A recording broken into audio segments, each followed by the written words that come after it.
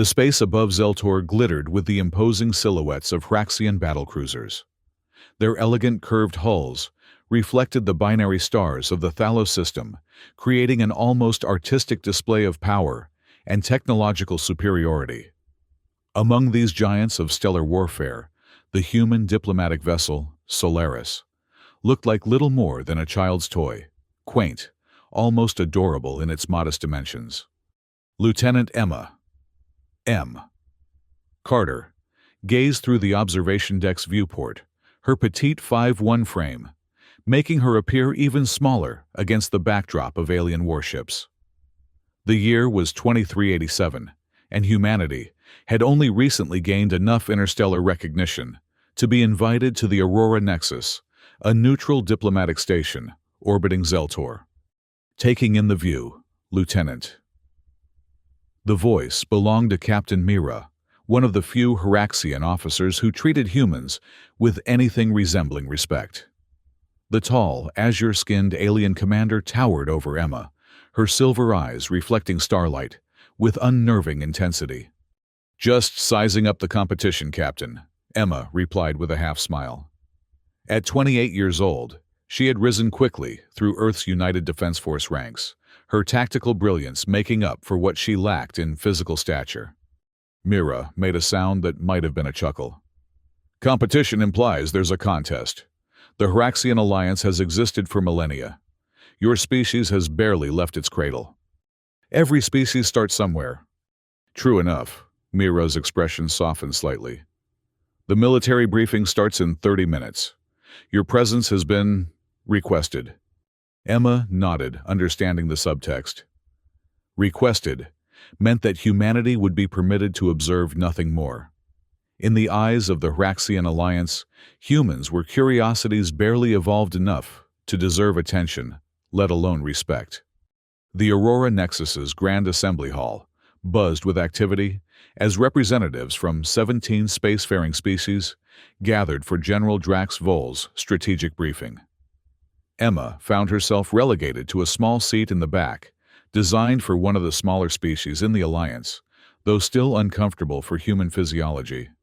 General Vol, a massive gray-skinned Hraxian with bioluminescent markings pulsing across his face and arms, strode to the central platform. His commanding presence silenced the chamber immediately. "Esteemed members of the Alliance," his voice boomed without need for amplification, "our intelligence confirms that the Corvin Collective has been expanding their territory in the Terax sector. Their biological weaponry has evolved, and we must adapt our strategy accordingly." Emma listened intently, taking notes on her neural tablet.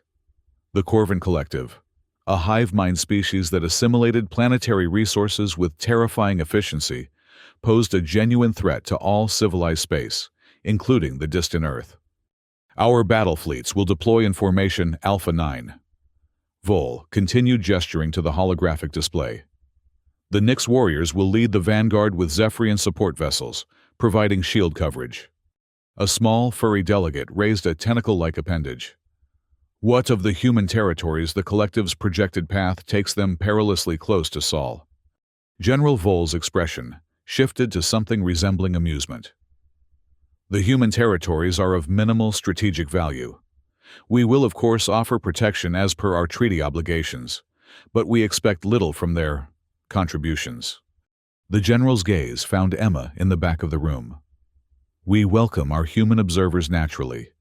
Their species shows promising potential like a growing sapling that might one day join the forest. Adorable in their ambition, are they not?" Laughter rippled through the assembly. Emma maintained her composure, though she felt her cheeks flush.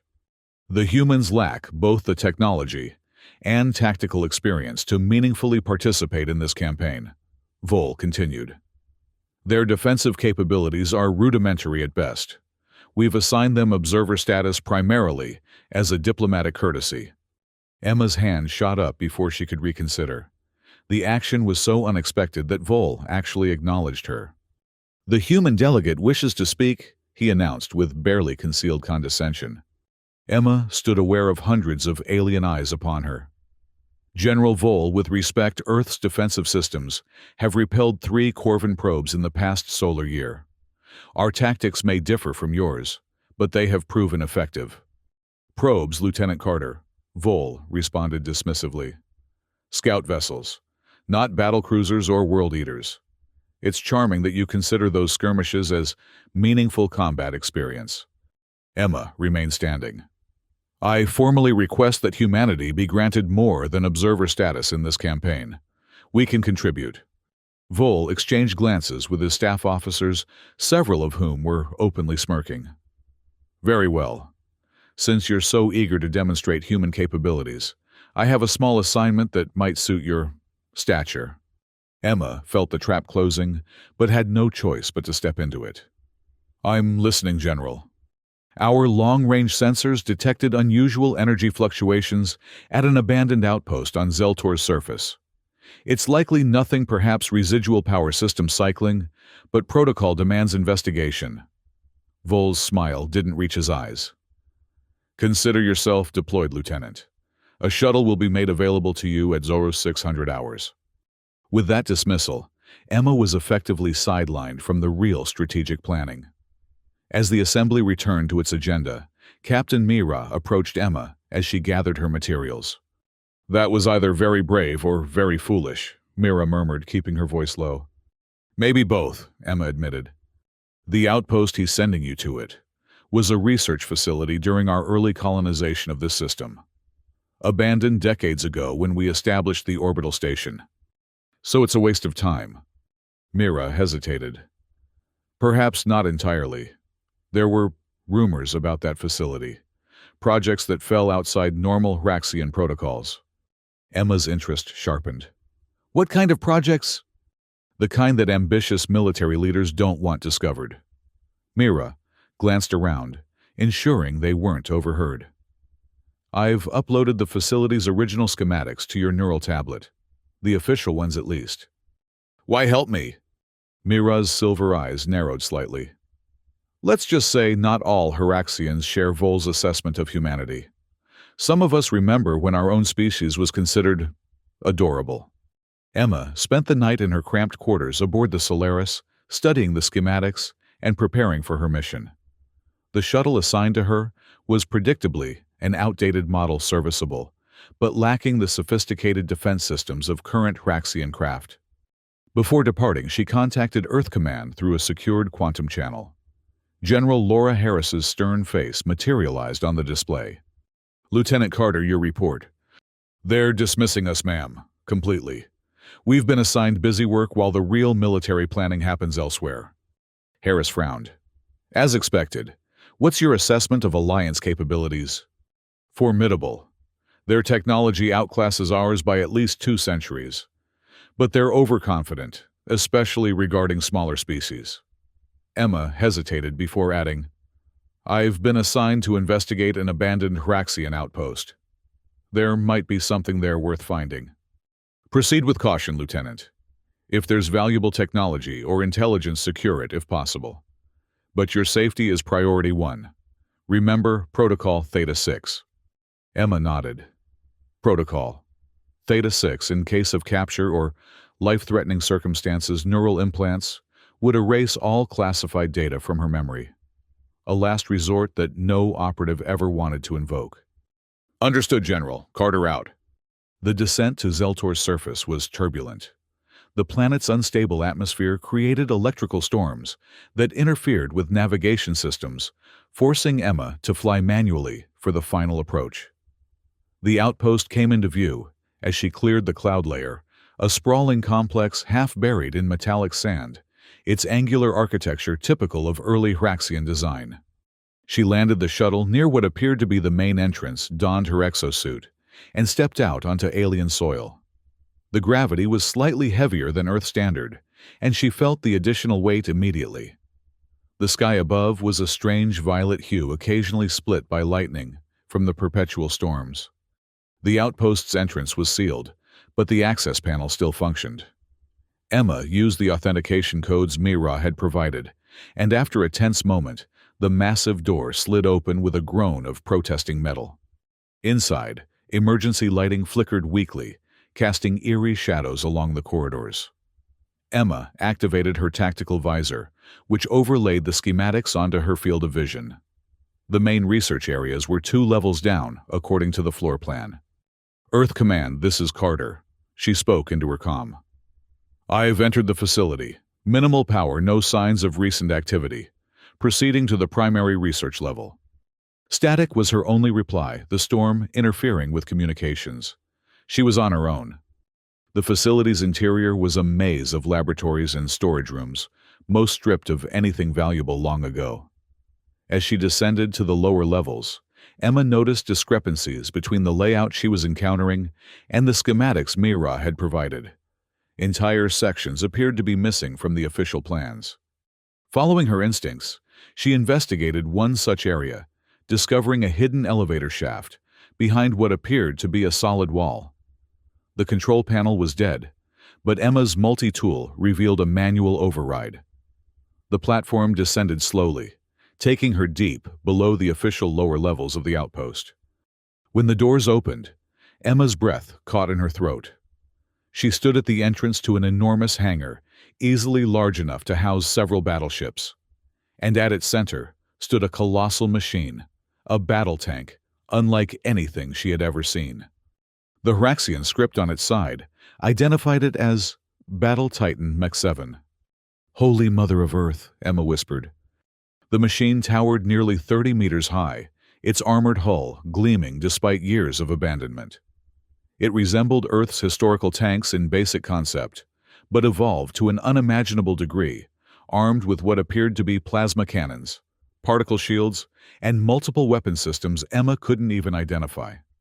She approached cautiously, scanning for security systems. Her visor detected faint power signatures the tank wasn't completely dormant.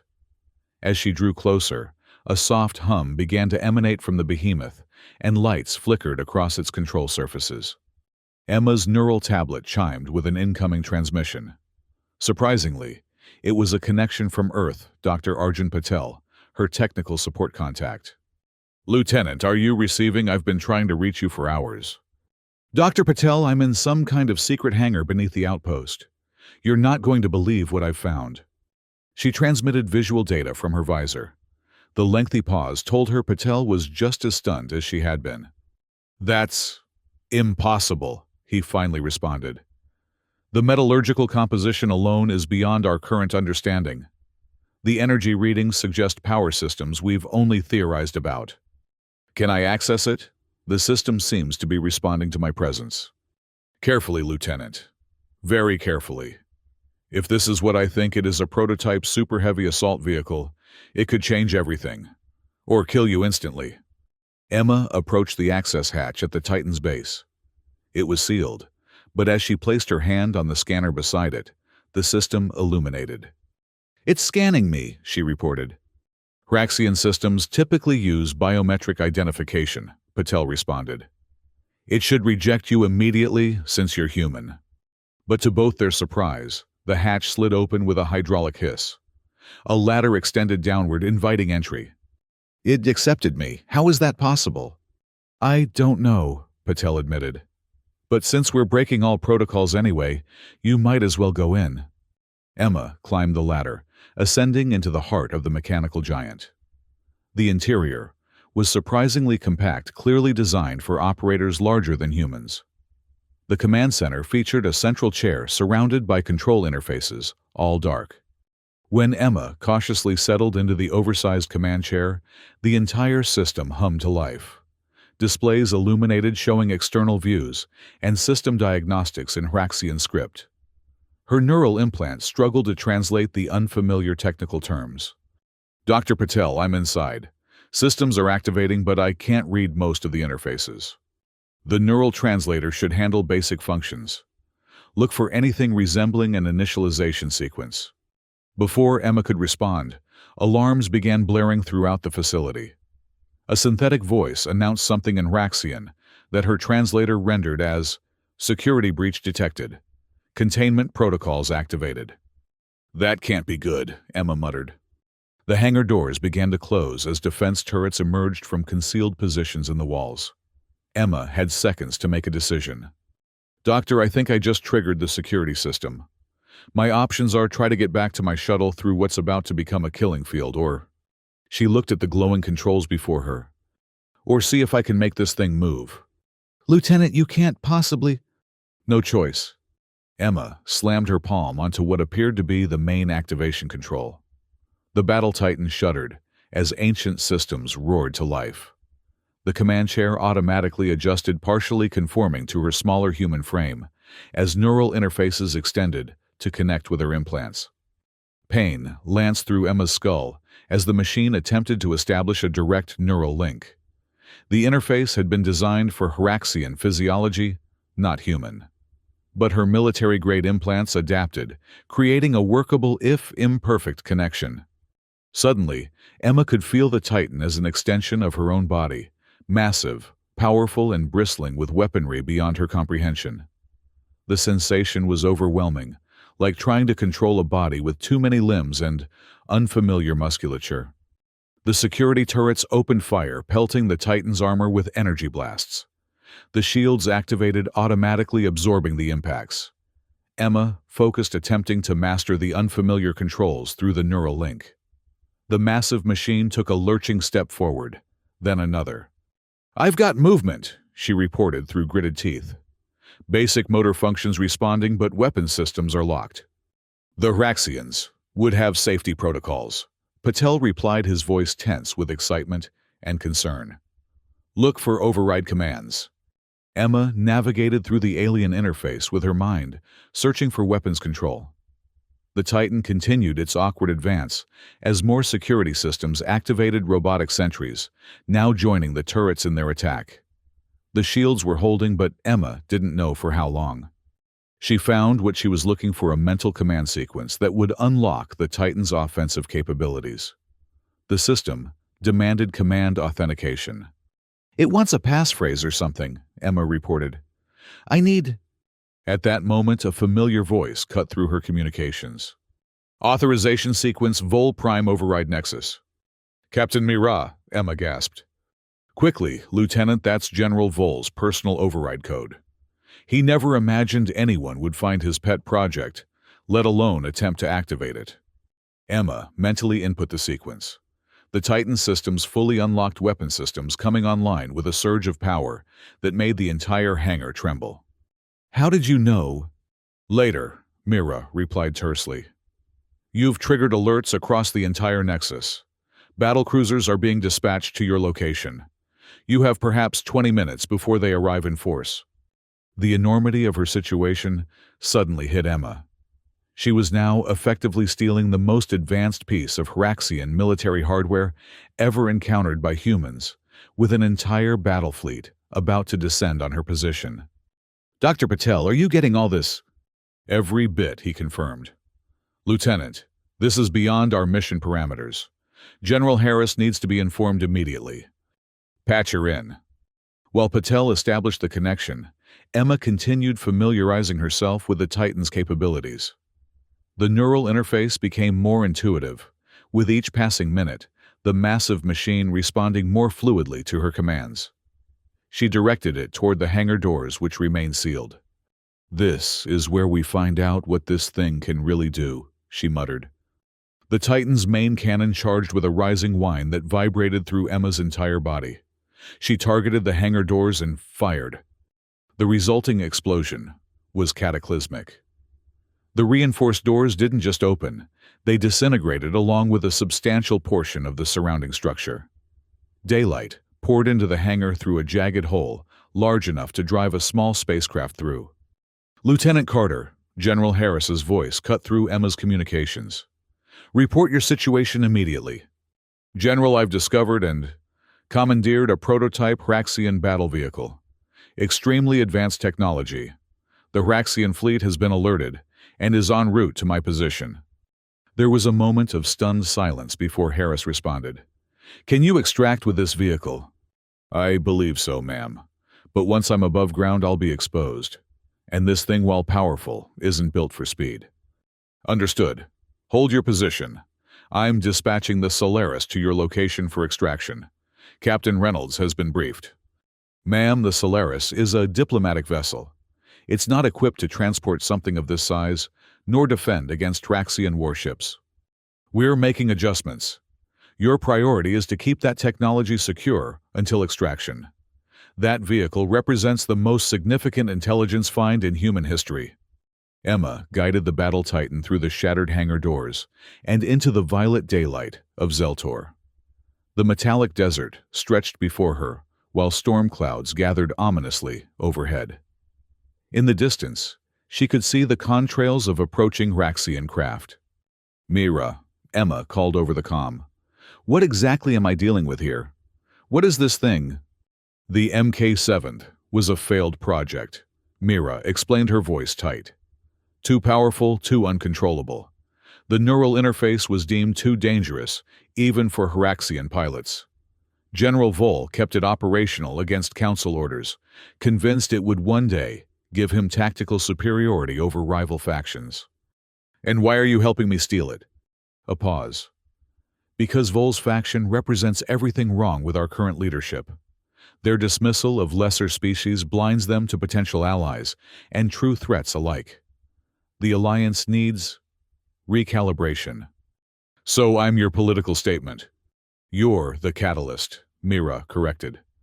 "Now, focus on survival. Vol's forces are approaching from the north. The storm might provide some cover, but you'll need to use the terrain to your advantage." Emma checked the tactical display. 8 Hiraxian assault craft were inbound, heavily armed, and undoubtedly carrying ground troops as well.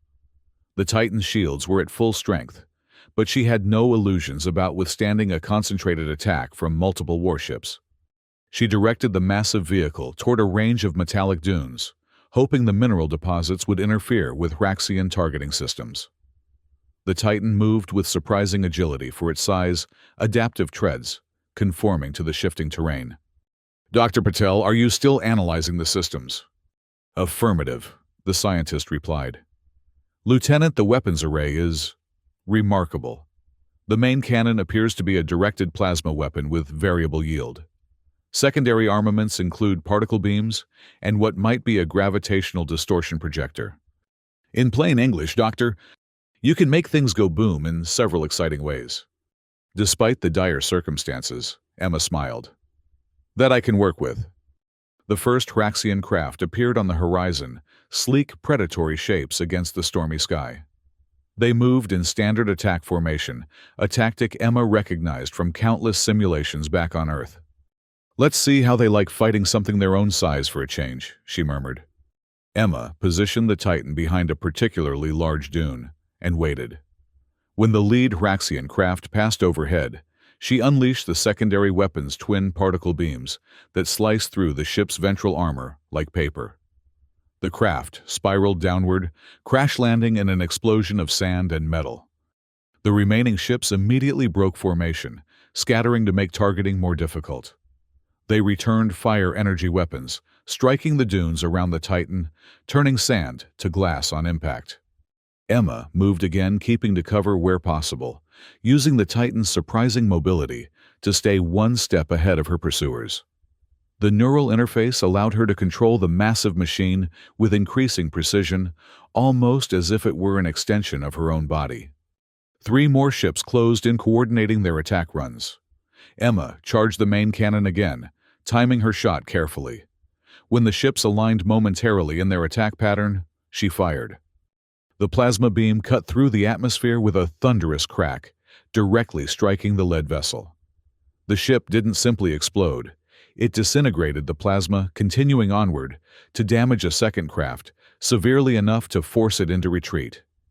"General Harris, this is Carter." Emma reported exhilaration clear in her voice, despite the danger. "The Titan's offensive capabilities are beyond anything we've encountered. I've neutralized 2 Hiraxian attack craft and damaged a third." "Impressive, Lieutenant," Harris responded. "But our sensors show additional forces inbound. Vol is committing significant resources to recover his secret project." "Or destroy it," Emma added grimly. The comm system crackled, and a new voice joined the channel, the unmistakable deep tones of General Drax Vol himself. "Lieutenant Carter," he began, his voice a mixture of fury and grudging respect. I underestimated human resourcefulness. A mistake I will not repeat. General Vole. Emma responded, continuing to maneuver the Titan across the metallic desert. Your secret project is quite impressive. Not bad for a species you dismissed as adorable. Return the Mach-7 immediately, and I may consider sparing your life and your pitiful ship. I don't think I will, Emma replied. I'm rather enjoying the upgrade from observer status. Vole's growl was audible, even through the static. Then, your demonstration ends here. You've mastered basic movement and weapons, but you cannot possibly comprehend the Titan's full capabilities. My forces will recover it with or without you inside. The communication cut off. Moments later, Emma's sensors detected multiple new contacts. Not ships this time, but smaller, faster signatures. Drop pods. They're deploying ground forces, she informed her Earth contacts. Heavy assault units from the look of it. The Solaris is still 20 minutes out, Harris reported. Can you hold? I'll have to. The drop pods landed in a wide circle around the Titan's position, each disgorging 4 combat-suited Hraxian soldiers. These weren't regular troops, they wore powered assault armor, nearly 5 meters tall, armed with heavy energy weapons. 16 enemies, Emma counted, closing in from all directions. She switched the Titan to a defensive posture, activating secondary shields and deploying countermeasures. The Hraxian troops advanced methodically, their formation, designed to prevent escape. Emma assessed her options. The main cannon was powerful enough to obliterate several opponents at once, but its recharge time would leave her vulnerable. The secondary weapons were more immediate, but less devastating. She needed a strategy that would maximize her advantages. The neural interface offered a solution, a tactical subroutine designed for exactly this scenario. Emma activated it, feeling new information flood her consciousness. The Titan possessed short-range teleportation capabilities, not far, just enough to reposition tactically. Let's try that, she whispered. When the Hraxian troops were within 500 meters, Emma activated the teleportation system. The world blurred momentarily as the Titan dematerialized and reappeared behind the eastern contingent of troops. Before they could react, she fired the particle beams, cutting down 4 armored soldiers immediately. The remaining troops turned to engage, their weapons blazing. Energy bolts struck the Titan's shields, creating a dazzling light show, but causing minimal damage. Emma continued her hit-and-run tactics, teleporting to new positions and striking before the Hraxians could effectively respond. But with each teleportation, the energy drain on the Titan systems increased. Warning indicators flashed across Emma's neural display. The ancient machine had been in stasis too long, and its power core was struggling to maintain optimal performance. 8 Hraxian troops remained, and they had adapted to her tactics. They maintained a tighter formation, ensuring she couldn't isolate groups for attack. Their combined firepower was beginning to strain the Titan's shields. Dr. Patel, Emma called, her voice tense with concentration. The power core is fluctuating. I need options. I see it, Patel responded, analyzing the data flowing from Emma's neural link. The interface is showing a secondary integration protocol. It's heavily encrypted, but appears to be some kind of emergency power management system. Can I activate it? It's risky. Very risky. The warning glyphs suggest it requires direct neural coupling, far more intensive than your current connection. Emma felt a cold weight settle in her stomach. Direct neural coupling. What does that mean exactly? It means the line between pilot and machine becomes blurred. Temporary cyberization of your nervous system. Hraxian physiology might handle it, but for a human, I can't predict the consequences. Another barrage from the Hraxian troops rocked the Titan shields, now down to 30%. Emma checked the tactical display. The Solaris was still 12 minutes out, and additional Hraxian reinforcements would arrive before then. General Harris, Emma called. I may need to take an extreme measure to secure this position until extraction. Clarify, Lieutenant. There's an emergency protocol that could give me the power needed to hold off these forces, but it requires deep neural integration with the Titan systems. Dr. Patel cannot guarantee my safety. A pause. What's your assessment, Doctor? It's unprecedented, General, Patel replied gravely. The human brain isn't designed for this kind of interface.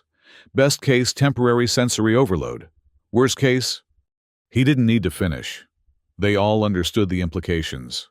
Brain damage, death, or perhaps something even more disturbing, a human consciousness lost within an alien machine. Lieutenant Carter, Harris said finally, her voice solemn. This is your call. You're authorized to take whatever action you deem necessary to complete your mission.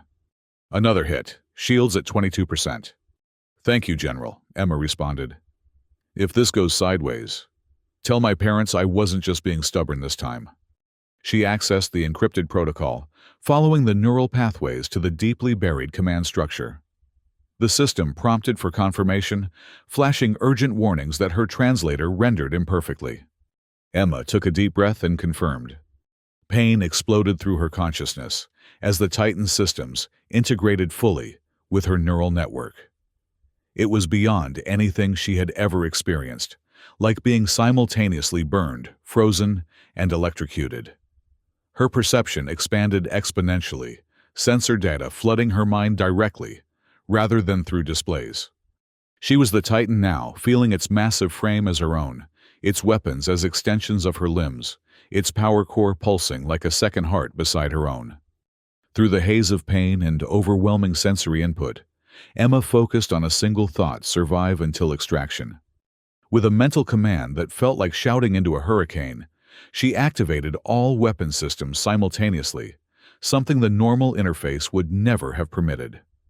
The Titan responded instantly, unleashing a barrage that transformed the battlefield into apocalyptic chaos. The main cannon fired continuously, rather than in bursts, swiveling to track multiple targets. Secondary weapons operated independently, targeting individual troops with uncanny precision. The shields reconfigured focusing power where attacks were most concentrated, rather than maintaining a uniform barrier. The remaining Hiraxian troops were obliterated in seconds, their advanced armor providing no protection against the Titan's full, unleashed potential. Emma's consciousness swam in and out of focus, human thoughts becoming tangled with machine processes. She was dimly aware of Dr. Patel and General Harris calling her name, their voices seeming to come from impossibly far away. New contacts appeared on her sensors, the reinforcements a full squadron of heavy assault ships. Under normal circumstances, they would have overwhelmed the Titan easily. But Emma was no longer operating under normal parameters. She felt herself smile, though she couldn't tell if her physical body actually performed the action. Let's show them what adorable can do. The Titan unleashed a storm of destruction unlike anything witnessed in recent Hiraxian military history. Emma had discovered capabilities even Vol hadn't known existed: recursive targeting algorithms that predicted enemy movements with perfect accuracy, shield harmonics that actually converted incoming energy weapons fire into additional power gravitational distortion fields that literally bent the trajectories of physical projectiles. The neural merger had given her access to the Titan's full operational database, including tactics and maneuvers developed by its original designer's techniques that had been deemed too aggressive for implementation. One by one, the Hiraxian ships fell from the sky, unable to penetrate the Titan's defenses or evade its relentless attacks. Those that attempted to retreat were disabled, rather than destroyed. Emma retained enough of her humanity to show mercy when possible. Finally, only one ship remained larger than the others with distinctive command markings: General Vol's personal craft. "Enough!" Vol's voice cut through Emma's communications, strained with unprecedented emotion. "Lieutenant Carter, you've made your point." Emma struggled to form human words the machine processes, threatening to overwhelm her consciousness entirely. What point would that be, General? That humanity is not to be underestimated. That your species possesses unexpected qualities. Not adorable anymore. Emma managed a ghost of humor surfacing through the pain of the neural interface. No, Vol conceded. Not merely adorable. Through her expanded awareness, Emma detected the Solaris entering the atmosphere, escorted by a small contingent of Earth's most advanced fighters, a token force pathetic compared to Raxian capabilities, but symbolic in their presence. Your vessel approaches, Vol observed. I could still prevent your escape. You could try, Emma responded the Titan's weapon systems, tracking his ship with perfect precision. A new voice joined the communication, Captain Mira. General Vol, the Council has been monitoring this encounter. They have questions about an unauthorized weapons project. Vol's silence spoke volumes. Lieutenant Carter, Mira, continued. The Hiraxian Alliance formally requests a cessation of hostilities and proposes immediate diplomatic talks regarding technology exchange. Emma nearly laughed despite the agony of the neural interface. Quite a promotion from observer status. Indeed, Mira replied, a hint of satisfaction in her voice. The Council awaits your response. With tremendous effort, Emma pulled her consciousness back from the machine processes, enough to form a coherent reply. Tell the Council, Earth accepts their invitation to talks, as equals.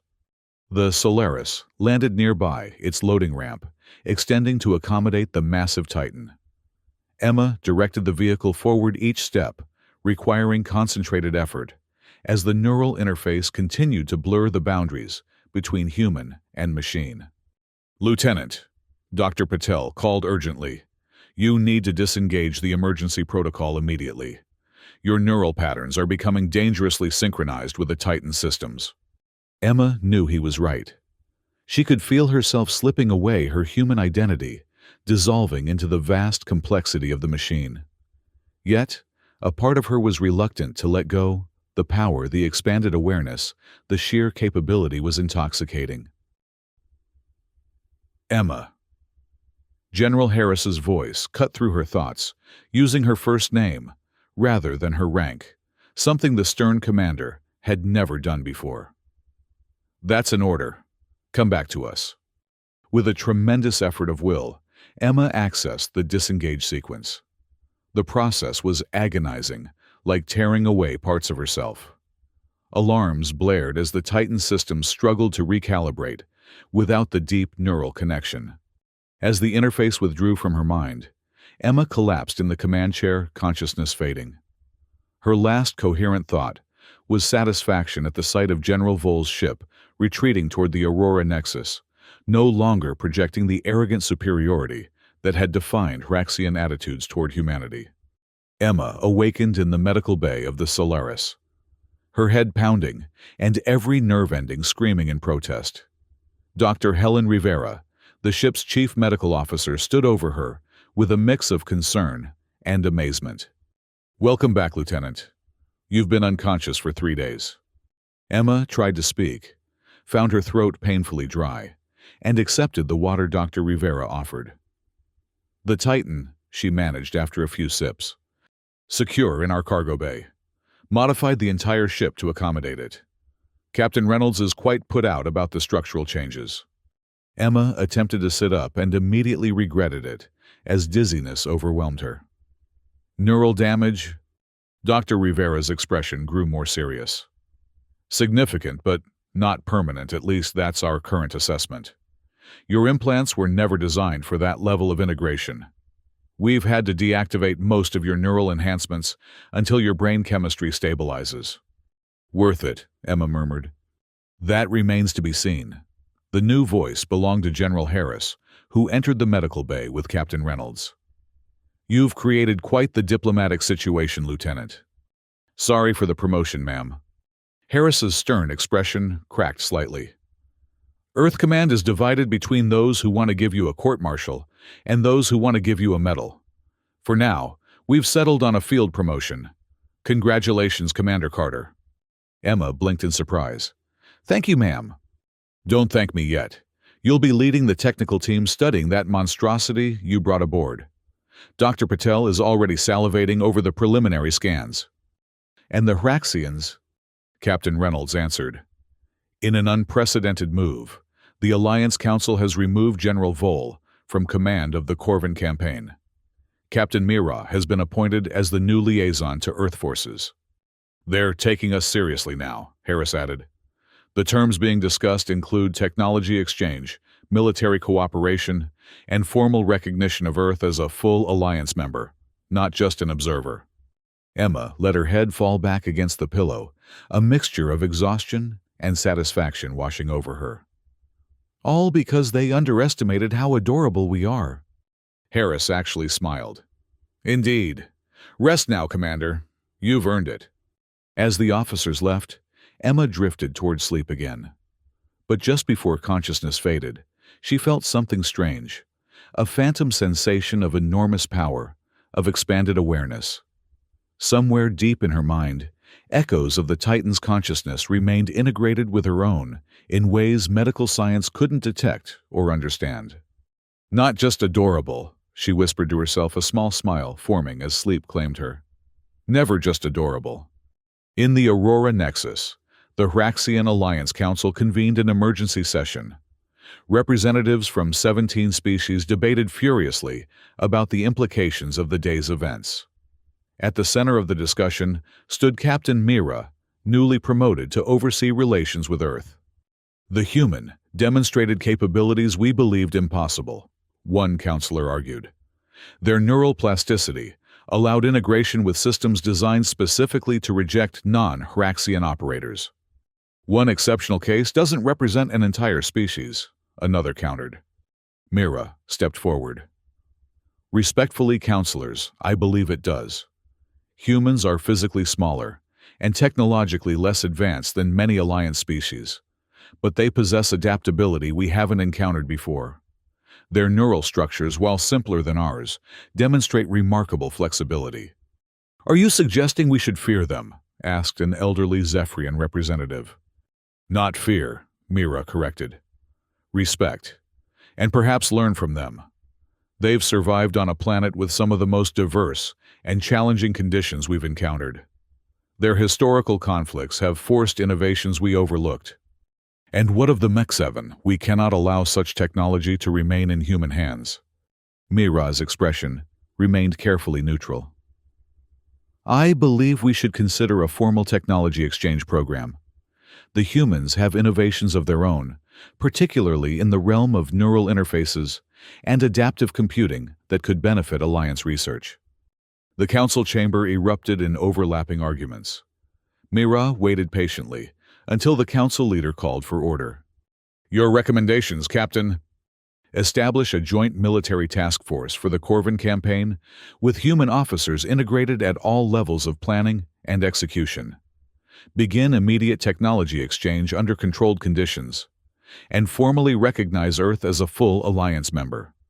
That is unprecedented, the leader observed. So was watching a single human lieutenant defeat an entire Hraxian battle squadron while piloting technology she encountered less than an hour earlier. Mira responded dryly. I believe unprecedented is precisely what we need when facing the Corvin Collective. After hours of debate, the council voted narrowly to approve Mira's recommendations. As the session concluded, the Zephyrian representative approached her privately. You orchestrated this, didn't you? He asked quietly. Finding the human lieutenant, ensuring she discovered the Mech 7. Mira neither confirmed nor denied the accusation. The Alliance has grown complacent, counselor. We classify new species as adorable or primitive and dismiss their potential contributions. That arrogance would eventually lead to our downfall. And you believe humans are the answer. I believe diversity of approach is the answer. Humans are simply the catalyst that reminded us of this truth. Mira smiled slightly. Sometimes the smallest species create the largest changes. 6 months later, the joint Human-Hraxian battle group engaged the advanced forces of the Corvin Collective. At the forefront of the Earth contingent was a modified version of the Mk7, now designated the Titan E, piloted by Commander Emma Carter. The neural interface had been redesigned by Dr. Arjun Patel, incorporating human compatibility while retaining most of the original capabilities. Emma still experienced occasional neural echoes from her first encounter with the machine, phantom sensations of power and vastly expanded awareness, but had learned to control them. As the Corvin bioships appeared at the edge of the contested system, Emma opened communications with her Hraxian counterparts. "Battle Group Solaris ready to engage," she reported. "Titan E systems at full capacity." General Mira, promoted following the successful diplomatic negotiations, responded from the Hraxian flagship. Acknowledged, Commander Carter. The collective has never encountered a combined force of our design. Let us show them why diversity of approach is our greatest strength. Copy that, General. Emma activated the Titan's advanced targeting systems. And, just for the record, still not adorable. Mira's laugh echoed through the comm system. No, Commander. Certainly not adorable. Formidable, perhaps. Maybe even magnificent. As the battle began, Emma guided the massive Titan forward Earth vessels, flanking her position, while Hraxian cruisers provided overhead support. The integrated battle strategy combined human adaptability with Hraxian technological superiority, a combination that would prove devastating to the collective's rigid tactical algorithms. The universe would never again underestimate humanity's potential. Not adorable but essential, small in stature perhaps, but boundless in determination. And as the Titan's weapons blazed against the alien threat, Emma couldn't help but smile at how thoroughly perceptions had changed. Sometimes it took an adorable one, hoisting a battle tank to change the course of galactic history.